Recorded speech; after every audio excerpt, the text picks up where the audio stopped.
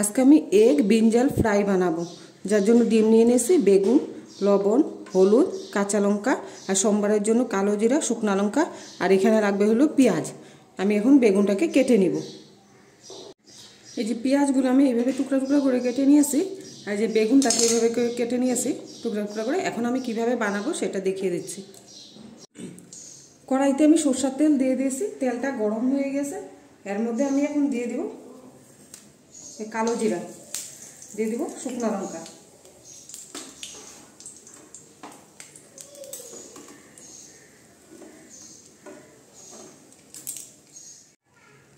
দিয়ে দিব এই যে পেঁয়াজ,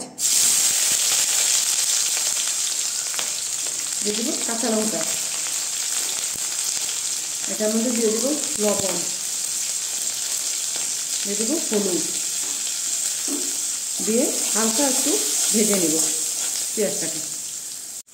পেঁয়াজটা দেখেন হালকা করে ভাজা হয়ে গিয়েছে। এর মধ্যে আমি এই যে কেটে রাখা বেগুনগুলো দিয়ে দেব।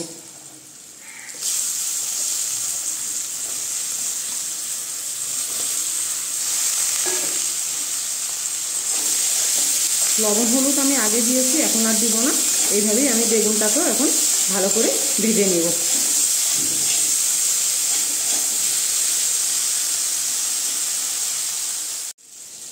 এই যে দেখেন বেগুনগুলো আমাদের ভাজা হয়ে গিয়েছে।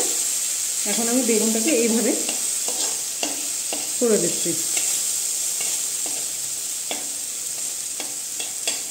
এবার তেল আছে, এখানে ডিমটা আমি এই যে ফাটিয়ে দিব।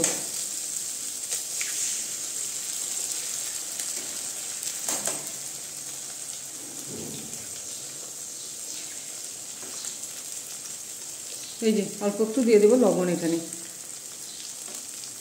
দিয়ে এটাকে এইভাবে ভাজা করে নিব ভালো করে।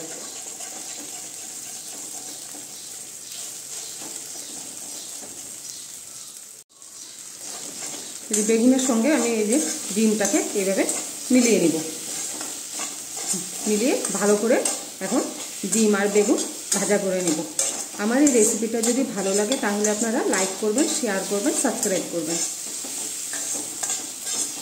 এই দেখেন আর একটু সময় ভাজা হবে, তারপরে আমি নামিয়ে দেব। এই যে আমাদের দেখেন এগ ব্রিঞ্জাল ফ্রাই আমাদের হয়ে গিয়েছে। আমি এখন এটাকে নামিয়ে দিচ্ছি।